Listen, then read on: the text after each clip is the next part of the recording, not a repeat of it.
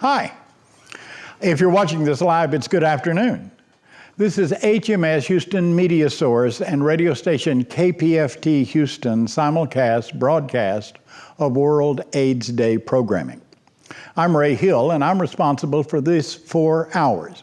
This hour, we're going to be talking about a unique program whereby inmates are enfranchised to teach other inmates in Texas prisons what they need to know about HIV and AIDS prevention and treatment. It's a very wonderful program, and I've been able to go inside and watch that just a couple of times this year, and I'm excited about having the people involved in that program on the set with me here at Houston MediaSource.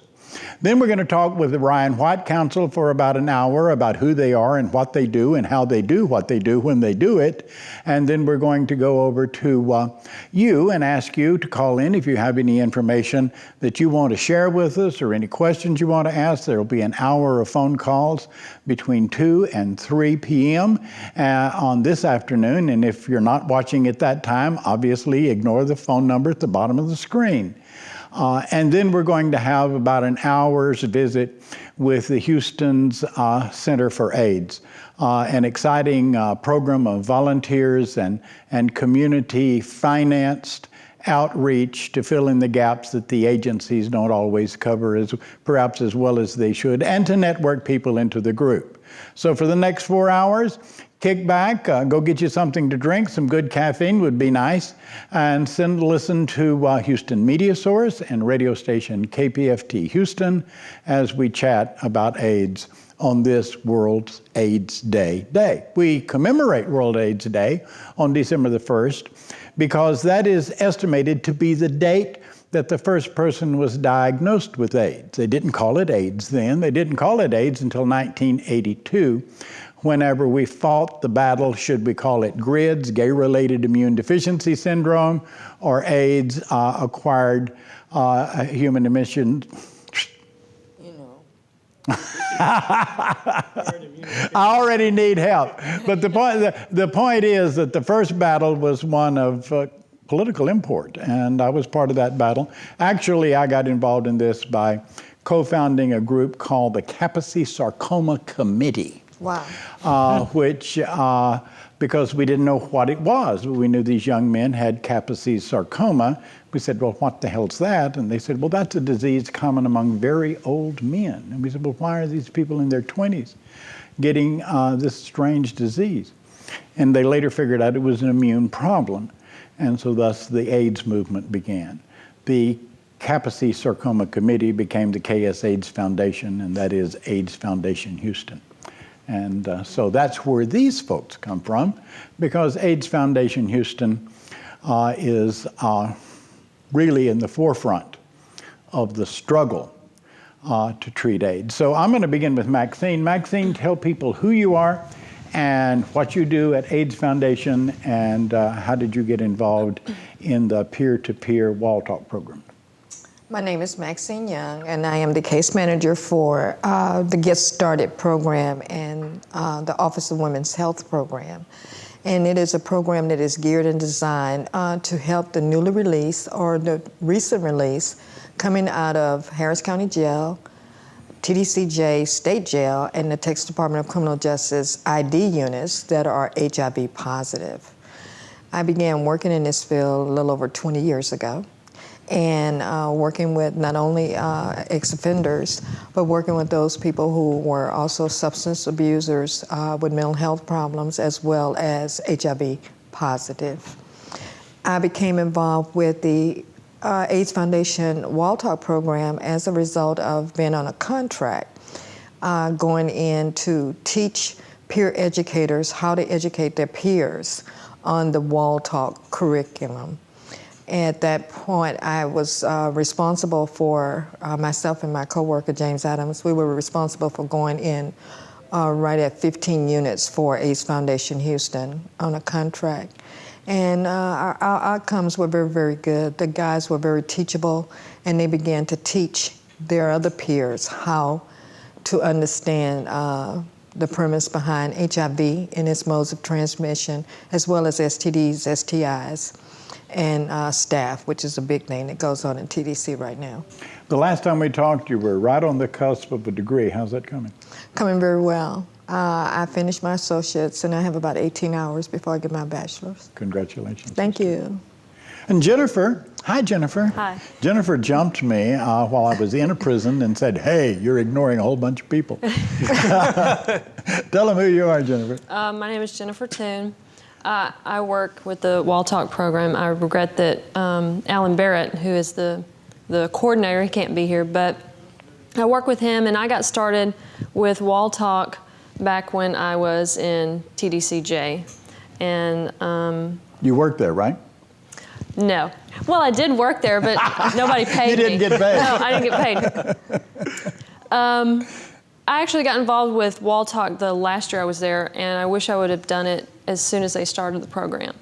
And the reason I'm at AIDS Foundation Houston now is because when I got out, one of the ladies contacted me about the conferences that they do every year, and invited me to speak, and I got to know Alan and some other ladies and Maxine, and I went back home to Tyler because I was released about 2 years ago. And I just wasn't happy there because I love this kind of work, so I moved down to Houston so I could be a part of Wall Talk. Well, that's very exciting. The women in prison are frequently neglected. That's right. By those of us on the outside. That's very true. And having come from that environment, I guess you're excited that this program, which was late getting to the women. It was. It was. My job right now specifically is working with Plain State Jail right now, and we're putting the program there. And we're going to be introducing the Woman to Woman, which is specifically for women's health program as well. And it covers more issues than just HIV and AIDS. That's correct. It covers a variety of health issues for women, whether it be emotional, spiritual, physical. It's just a well-rounded health program for women. So, but we couldn't have got that started if Wall Talk hadn't been there as the inspiration to begin with, because we've had so much success with that, with the female inmates. They're so hungry for information. And that's what I love about this program is that, you know, as an inmate, you kind of block out things when you hear it from authority figures. But when you got the information from another inmate, that was different because you trusted one another. I want you to save some of that because I think we're going to get into that a little later, but I want to find out who you women have brought with you here. Will that be me? Yeah. I'm Stephen Vargas, right? I work with Project Life Road, which is a transitional housing program offered by AIDS Foundation Houston. My familiarity with ex-offenders has basically come through my association with AIDS Foundation Houston and working in Project Life Road. I was somewhat privy to some of the problems that can occur with folks trying to find housing if they have any kind of felonies or any kinds of convictions these days. Which is a problem. It's a real problem. That's something, I knew there was a problem. I didn't really understand the severity or the extent of the problem. And so I started working for Project Life Road and trying to help folks get into permanent housing once they hadn't had it for some years. That problem, finding work as well. When you have any kind of felonies, that's what's been really made clear is the particular difficulty, how you can maintain your housing if you can't have an income to do so. Well, even though you're infected and co-infected with HIV and HCV in prison, they work you. So you're obviously work capable. So when you get out, you help those folks find jobs with paychecks. Exactly. Well, we have a team of people that work together to try to help folks find a more productive life, to get them back on the road that they want to have for themselves in the first place. So that's basically what we do. My association with AFH started only about 3 years ago. My introduction to HIV and AIDS issues began about 1992 when my parents became positive. And just a slow progression over the years, becoming more knowledgeable and even more particular knowledge when it comes to specific underserved populations, like ex-offenders. Well, so obviously you can see we have some really qualified folks sitting around the table here. We're going to be talking about some important issues. To give you something of the genesis of this program, it actually began in cooperation with Montrose Counseling Center. The idea of strategizing about what to do about teaching inmates about AIDS. and HIV. Normally in a prison environment, especially in a Texas prison environment, inmates are not enfranchised to have responsibilities toward talking to other inmates about anything. As a matter of fact, the whole culture is designed to separate inmates rather than have inmates become interdependent on important things. So this whole concept rubs the wrong way in prison culture. And so whenever HIV and AIDS come around, and I was doing the prison show, which puts me up close to the administration, I kept saying, when are you going to do something about educating inmates about HIV and AIDS? Well, the state of Texas wasn't going to spend any money on that program because, I mean, they thought it was a good idea. They said, well, you know, we'll pass out a pamphlet or two, but we're not going to spend any money on it. So the medical provider in the southern units is University of Texas Medical Branch, and in the northern units is Texas Tech Medical School. So I went to them and said, when are y'all going to do this? It's not our responsibility. We're supposed to pass out pills and do diagnosis and treatment. So we're not going to get into the AIDS education, though, even though that's preventative medicine, it might well be within that. Then they invented Texas Institution Managed Health Care. Well, all of the money that went into that immediately went out to salaries, the people that administer that, and so there wasn't any money there to do this. So a grant was conjured for this program, and that's how it got into AIDS Foundation Houston, is AIDS Foundation Houston was authorized to effectively manage that grant. And so that grant has since run out. AIDS Foundation Houston is carrying this basically on the cuff. This is not a grant-funded program. Should be. They're making application for grants. If you can be of any assistance out there in helping us secure a grant for this program, it is certainly well worth the expenditure because this is getting important information to a target audience that creates a public health threat if they are not knowledgeable and if they are not informed. And so, Maxine, I've seen you at both of the workshops that we did inside prison. How does it work? It works absolutely just the way that you explained it. The curriculum is taken in, the warden and classification officer identifies who those target educators are going to be.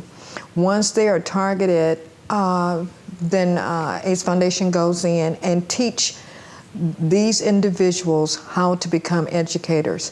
And there is a variety of vignettes that we use to teach them how to build their own self-esteem, how to talk to, how to handle conflict, how to deliver the information, and so that when they begin to teach the information that they will be effective in their communications.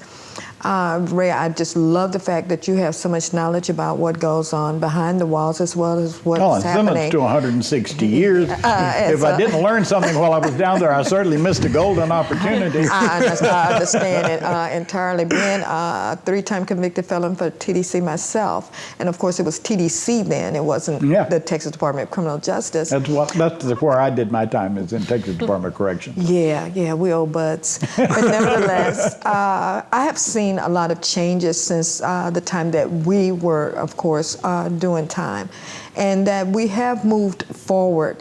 We've come a long way, yet we still have a very long way to go. And the only way that we are going to be able to have the desired outcomes is that people will have to be taught and educated as to what this is, alleviate the stigma that's associated with, give people an opportunity to get the treatment that they require to treat their particular, but if it's HIV, it's HIV, if it's AIDS, it's AIDS, if it's Hep C, it's Hep C. But the stigma that still remains and the problems that some inmates have, even going to the pill line or being identified or recognized as being an offender that is HIV positive, being able to even send the information in to them without them being scrutinized by their fellow inmates is still one of the hurdles that we have to... Stigma, ignorance, prejudice. Prejudice. And hopefully we can come up with some money to continue in the manner or even increase the level of education that we were doing with TDCJ and actually get some money to educate officers as well. because they're the ones that's on the front line that work with the inmates on a day-to-day basis, yet they don't really have education and training as to what HIV is. Some people still think HIV and AIDS is the same thing, and we know that it isn't. They think that if I touch you, or I come in physical contact with you, then I'm gonna get it. Or sneeze. Yeah, or if I sneeze, God forbid, that the droplets are gonna get all over me, and then thus I'm gonna be contaminated, or I'm gonna be infected with this virus. And we know that that's not true. So education and prevention is a very, very key factor. And I just believe that the funding is gonna come forth, and that AFH stands ready to continue this battle. Well, you're carrying it on the cuff right now. Well, we're carrying it on the cuff without funds. Yeah, And it's because without... our agency that's geared by Kelly McCann and company is determined. Well, Kelly was very instrumental at the expansion of the program from the very beginning. She was involved on the onset, and she's very determined to see to it that this program stays alive. And the staff that is educated and trained to go into the system itself are people who, number one, have the passion to do it. Working on the other side, when they are released from prison, that is a very, very crucial time for an individual. Most of our people are released with 10 days of medication. And let's say, what you alluded to, if they're coming from north, we know that when they come in from the northern end, that man can be in transit for 2 to 3 days from one holding cell to one holding unit to another. 3-stop trip before you get to before he even gets to out. Huntsville, in which AIDS Foundation Houston has a storefront in Huntsville for the newly released. Right across the street from the bus station. Right across the street from the bus station. And we have a backpack that's ready and available for them with pillbox, water, information, tokens, and it's a mini Get Started package. Wherever you're going, I don't care where you come from, but wherever you're going when you're released, you all go. Every convict in Texas prison system, at least the males, are looking for that bus station. Absolutely. I mean, every convict in Texas prison, they can't wait to get to that bus station. Right. And right across the street from that bus station, AIDS Foundation Houston has an office with a computer in it.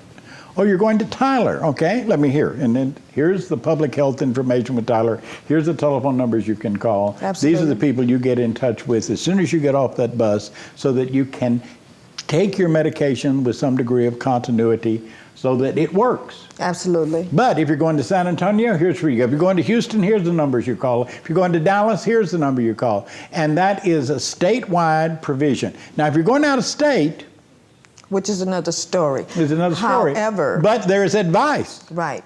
And however, the UTMB medical system can make that connection. And if that individual gets to that, once they get to that bus station, if they have they've been identified in the system as being positive, they can make that connection and follow that process to them. If they have to come, and most inmates that are released these days come to Houston Harris County.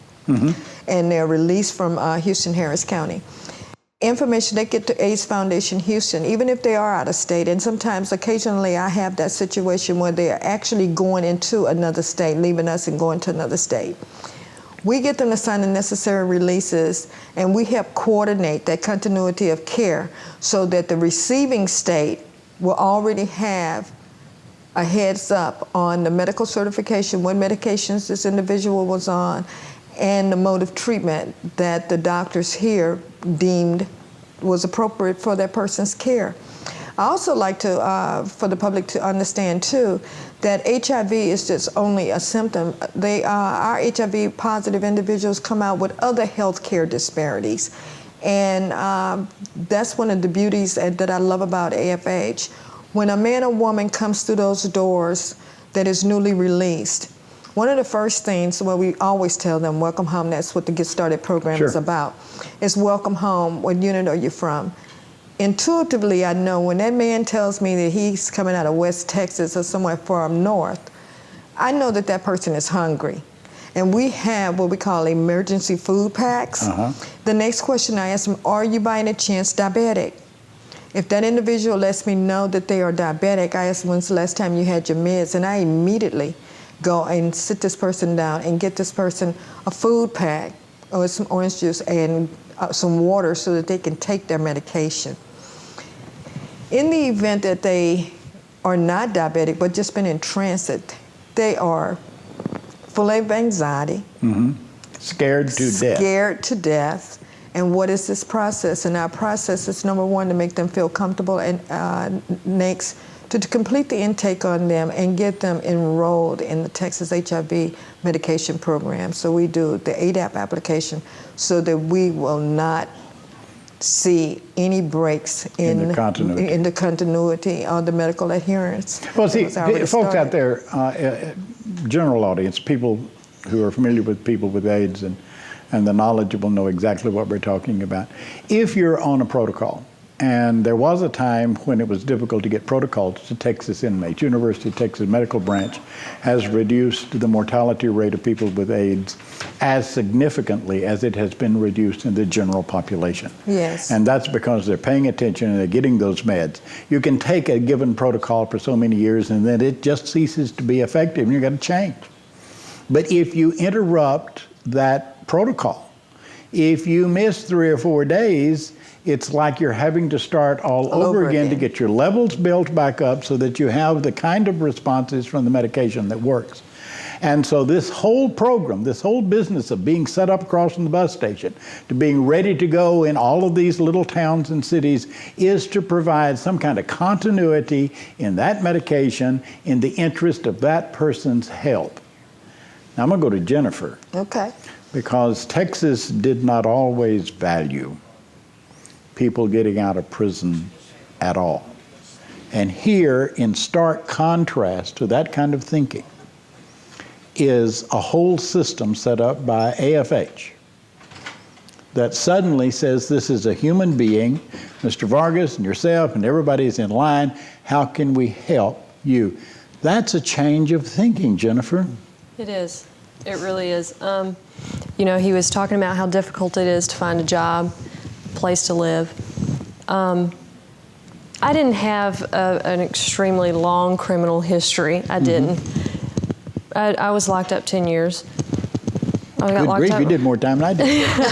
I got locked up when I was 15. But when I got home... Scared to death? Scared to death. I didn't have... The only skills I had learned about how to make a living, how to handle day-by-day problems was through peer education. And it was difficult. I couldn't keep a job.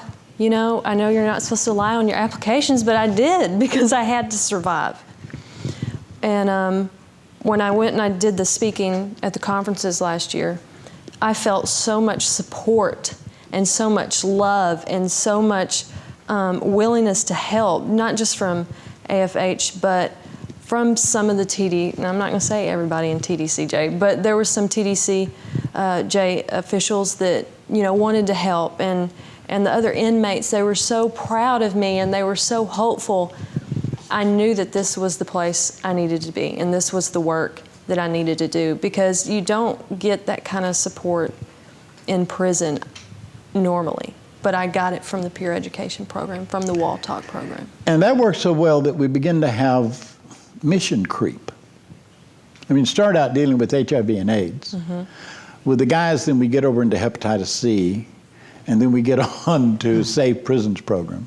And with the women, we're expanding that to women's health issues, that people incarcerated actually may have a better chance of getting a broad understanding of women's health issues and the values around those issues than they would have if they'd been on the streets and not availed themselves of that program. Jennifer, doesn't it seem strange to you that this quality education program is coming from finally recognizing that inmates are worth something to other inmates in the world? Isn't this a whole concept change? It really is. When we were at Gatesville this year, We went That's on the mother lode of women's prison. Yes, that was actually, we were at Riverside, the unit I had been on for 8 years, and we went on a little tour with one of the sergeants, and it was really difficult stepping back onto a unit that I was scared to death, and I knew this sergeant. He was not a very nice man while I was locked up. He really wasn't, and completely different person. And you could tell it wasn't just for the visitors. He really seemed like a completely different person. And he stopped us on in one of the dorms, and he said, "You know what? When I was first trained as an officer, we were told not to look an inmate in the eye." They weren't. You get a case if you look an officer in the eye. He said, to me, they weren't even, worthy enough to even speak to me. I couldn't stand inmates. He said, this program has changed my life, my outlook. And he says, this whole culture has to change. So, and that shocked me. It amazed me because I knew the man prior to him being involved with this program. And the amazing thing, while we were down at, up at the Beto unit over at Hightower, the officers are being trained in the same room with the inmates as they're being trained by the same trainers. Yes. And just the process starts erasing lines that the culture builds up over years. But back to this mission creep thing. I mean, we've run across something where inmates are empowered to do important work to the benefit of other inmates.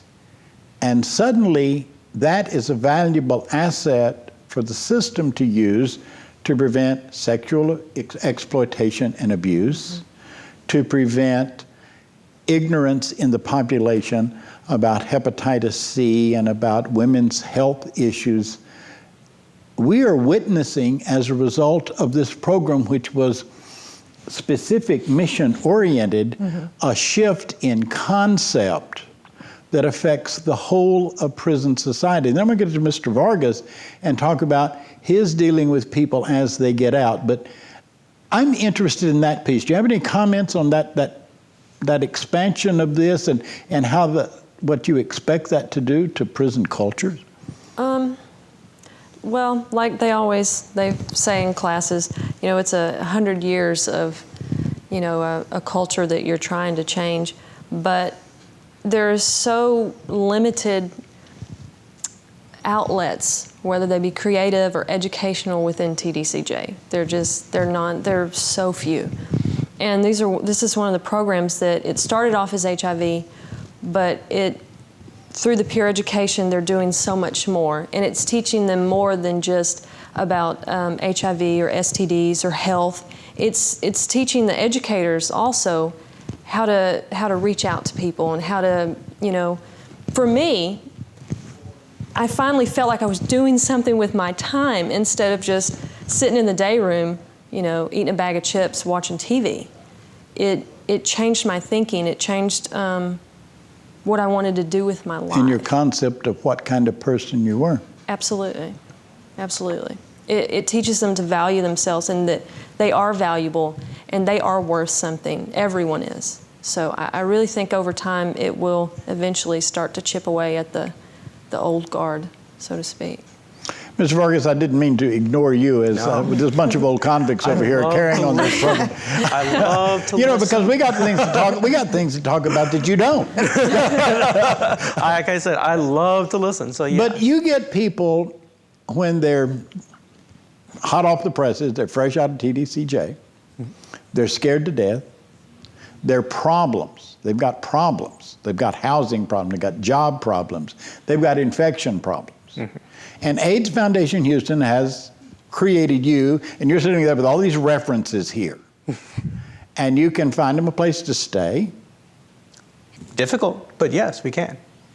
Well, are you in contact with people in halfway houses and halfway in houses, processes? transitional living programs, privately held residences, more apartment complexes as well. Yes, all over, basically the gamut. Anyone and everyone that is willing to help. And some of these people are sex offenders, Some of them are. and they can't stay certain places. Well, actually, with us, not so much. Not in our program. Yeah. Not so much as sex offenders, anything along those lines. Arson, either. Yeah. Any really serious violent offenses. Basically, I really don't get to deal with any folks dealing with those kinds of issues. But everyone else is, yeah, I do deal with the rest of that.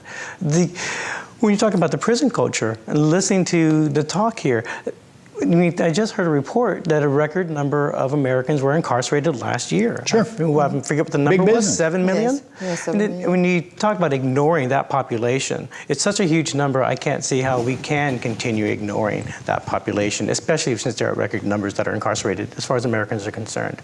So we have to start thinking about what needs to get done in order to ensure that these 7 million people that are incarcerated today, that when they get out, they can start living the productive lives that we all want. Let me them to tie to live. that up. 7 million Yeah. people are either incarcerated on probation or on parole. Thank you. 2.3 million are locked up. Yeah, exactly. There's 7 million people dealing with those With issues. this, United States is the most incarcerating nation in the world. Exactly.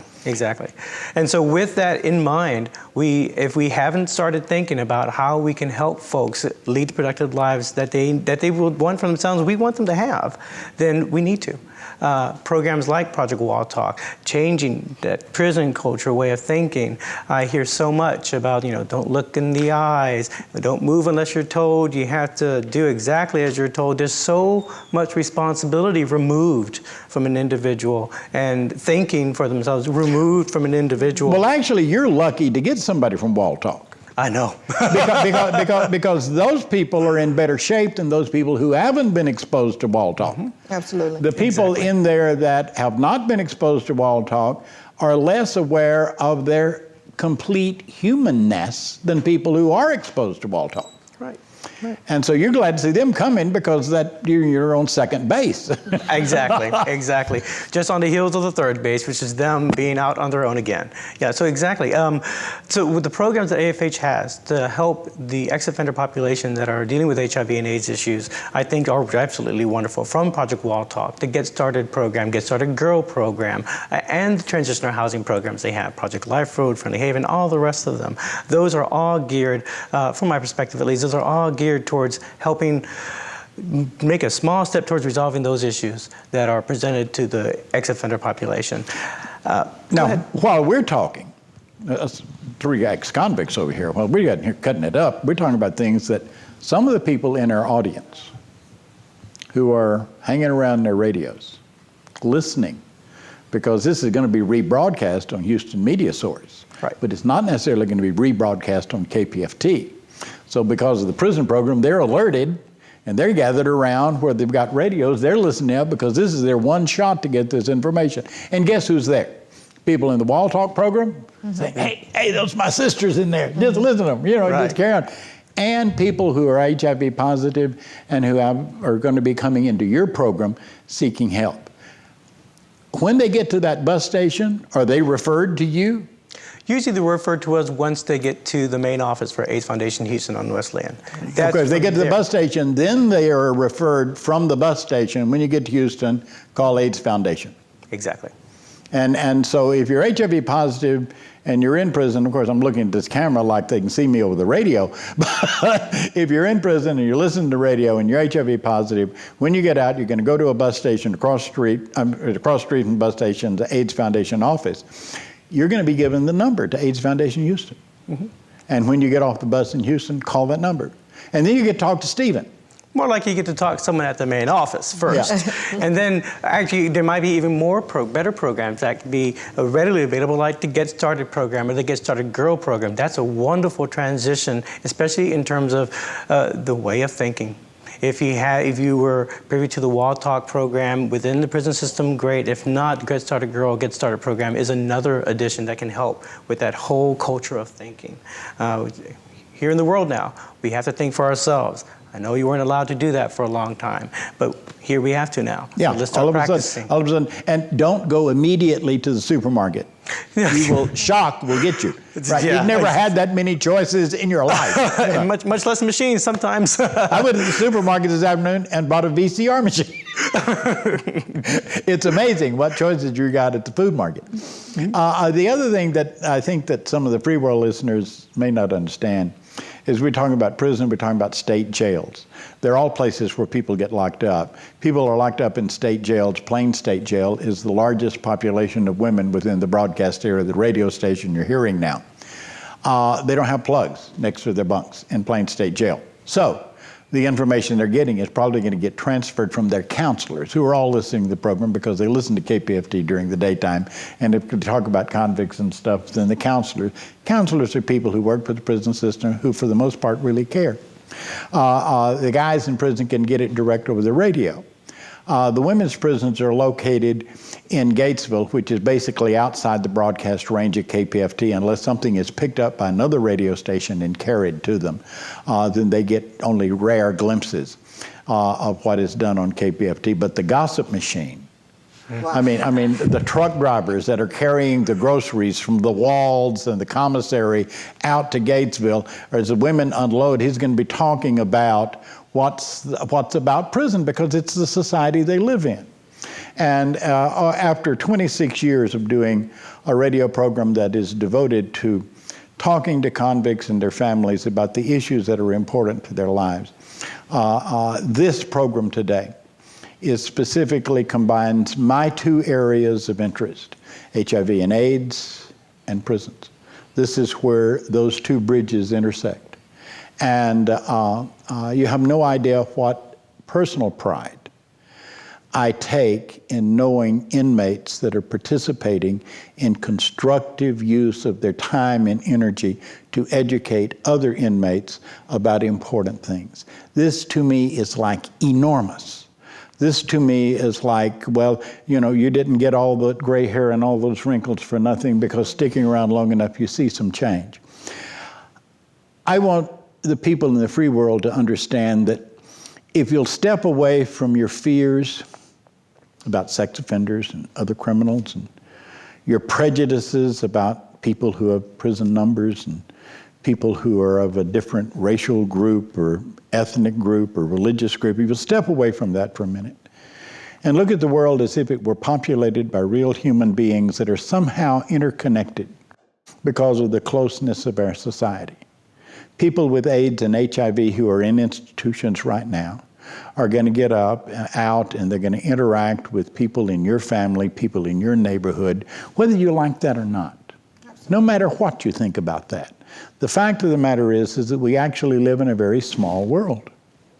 We live in a world full of people, Stephen, Maxine, Jennifer, take their time and energy. Of course, they're getting paid. There's money for that. There needs to be more money for the Wall Talk program, because the AIDS Foundation, which already has enormous responsibilities on a lot of things, and we're going to be talking for the next hour to the people from Ryan White Council, which funds some of the other things. But this is not in the Ryan White Council budget. So I want to make an appeal to all of those of you who are out there who are members of boards of foundation and other things to give some consideration to getting in touch with Casey McCann. Kelly McCann. Kelly is AIDS Foundation Houston. Find the number. It's listed. It's easy. What is the number? 713. 713. 623. 6796. 6796. 713 623 6796. Dr. Kelly, what can you, your foundation, your church group, what can you do to help support this vital program to what would otherwise be a forgotten population?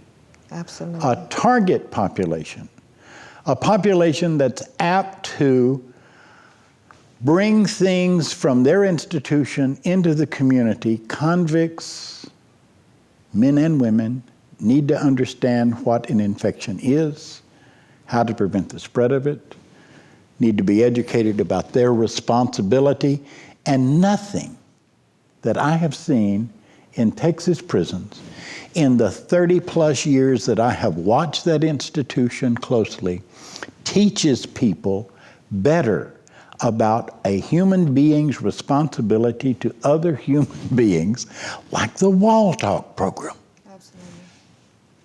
And those people who participate, and look at Jennifer. Jennifer sat here without my prompting and said, wait a minute, I discovered something different about myself, something more hopeful about my life. And I wanted to continue that, and I wanted to help others find that. What a recommendation. Find people doing important work that affects your life and the lives of people that you care about. And they need your support, your understanding of what they're doing, your knowledge about what they're doing, and your support of that program. And here, Stephen, I am the seam between one whole life, one whole culture with its own value system, its own things, and the transition to another culture with all of the fears and the anxieties and the mistrusts that go along with that. And here he is, the gatekeeper in the transition from one world to another. Imagine you had to leave this culture and go into another culture without knowing the language, without knowing the value system, without knowing how to behave. And Stephen is there with a flashlight to help you through the darkness. AIDS Foundation, wonderful work, responsible work, needs and deserve your knowledge, your attention, and wherever possible, they're 501c3. If you want to write out a check, they'll be glad to get it. Absolutely. Yes, always. Well, have we missed anything?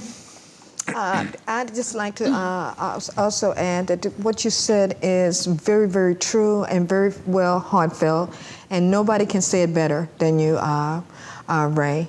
But to re-emphasize that we do know the culture, that we do know the jogging, that we do know how they feel. And when they walk through 3202, they will get an extended hand, they will get a hug, they will be welcomed home by the Get Started program and its staff. People with AIDS, are you? Oh, absolutely not. One of the worst things in the world, and people look at me like I'm crazy when I talk about this, is when my friends began dying in large numbers.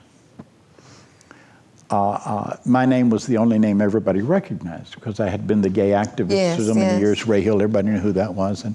And so they made me the death angel. Right. When you go in the hospital and the patient is struggling from breath to breath and everybody's saying, hang on, hang on, hang on. And the family's going crazy and the lovers are just bouncing off the walls and everybody's life is interrupted. It was my job to walk in, no gloves, no mask. Right. Everybody else was wearing all that mumble jumble stuff, usually in a t-shirt. Yeah. Take them in my arms. Yes. Hold them while they were sweating and say it's all right to give up. Because nobody else wanted to do that. Right. That was not an easy thing to do. But somebody had to do that. Absolutely. Because there comes a point where there actually is no more hope. None. And in those days, there were no medicines. I mean, AZT would kill you quicker than AIDS.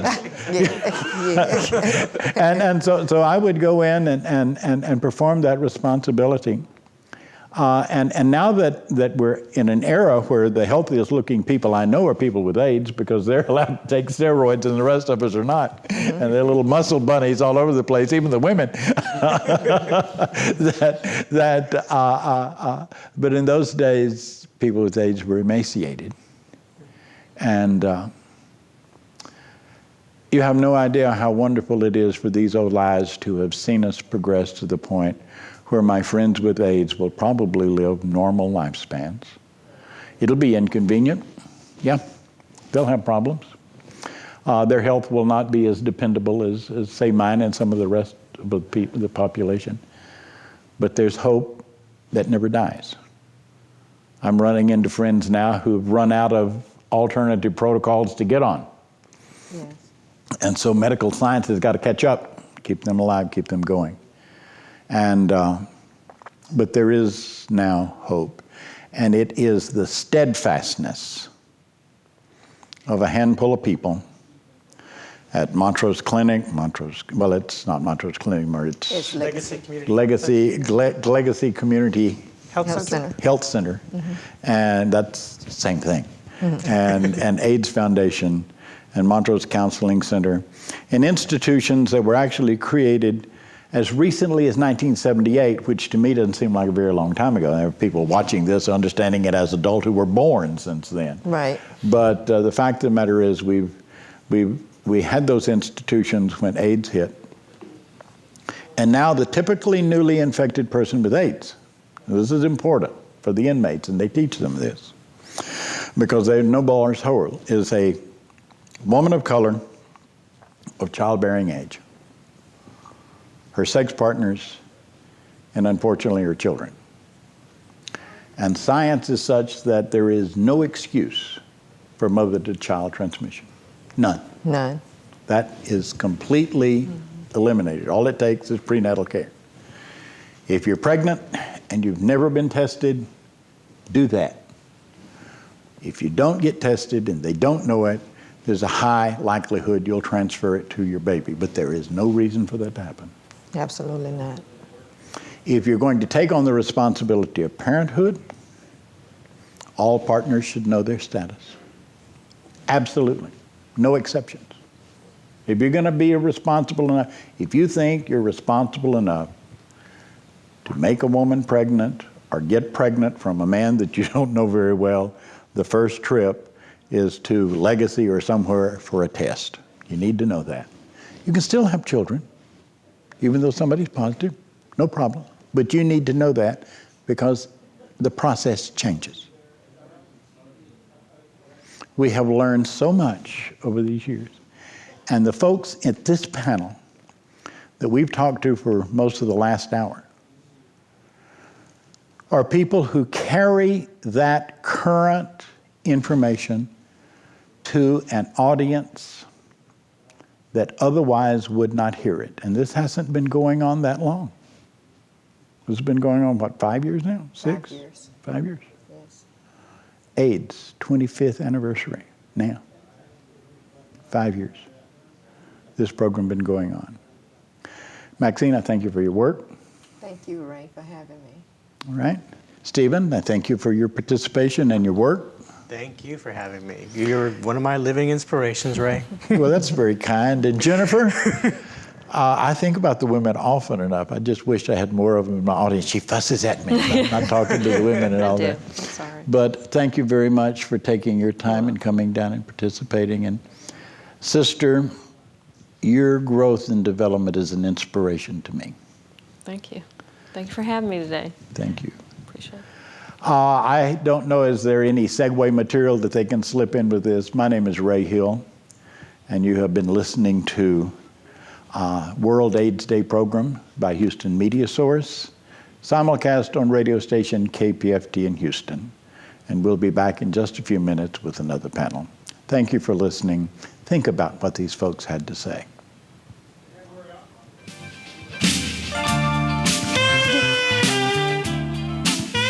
You're watching Houston MediaSource's WTP-TV, We the People Television's 24-hour coverage of World AIDS Day 2006. 24 hours of enlightenment, education, and hope.